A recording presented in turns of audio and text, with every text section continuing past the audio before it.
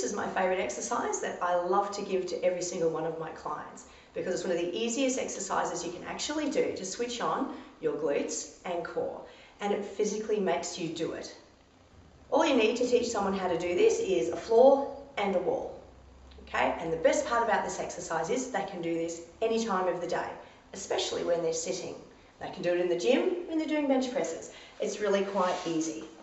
So what you get them to do is you get them to lie down on their back and put their feet up on the wall.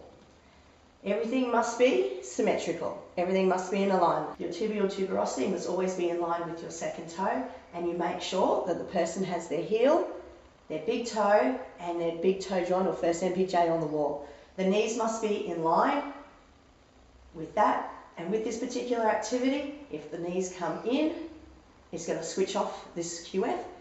The knees must remain out, and if they start to feel it in the quads, exactly the same thing's going to happen. They've switched off. So all you get them to do is and you explain it to them, what's going to happen is your bottom's going to lift off the floor, your lower back's going to flatten out, and you're going to feel as though you're pushing upwards on the mat. This is the best part about this exercise. They don't have to think about it or imagine it, it physically does it. So what you get them to do is to push their big toe and their big toe knuckle into the wall. And what happens is, it lifts the pelvis up and flattens the back against the wall. And then, that means you've switched on your quadratus femoris and the lower part of your transabdominis band. Now, if you know anything about basal breathing, and you've actually been trained in that, you can incorporate this exercise so they can do breathing to switch on the upper part of their transabdominis band where it actually attaches onto their diaphragm. And that means that they're working the whole entire transabdominis band, as well as switching on the QF. It's a very, very subtle position to make, but very, very comfortable, and actually forces them to do it.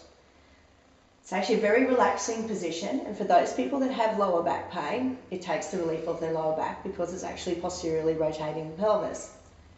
So how this translates into other things, in regards to sitting, this is something they can do at school, they can do at home. I get all of my young teenagers to do this that come in. It also helps with posture.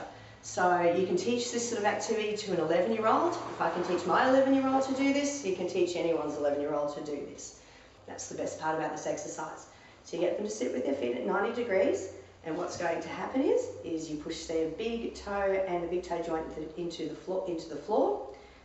The pelvis is going to tilt forward, the lower back's going to press into the back of the seat, and you'll be sitting upright. And that way you're actually switching on your quadratus femoris, which will posteriorly rotate your pelvis backwards, and also your transabdominis band. I hope you enjoy this exercise.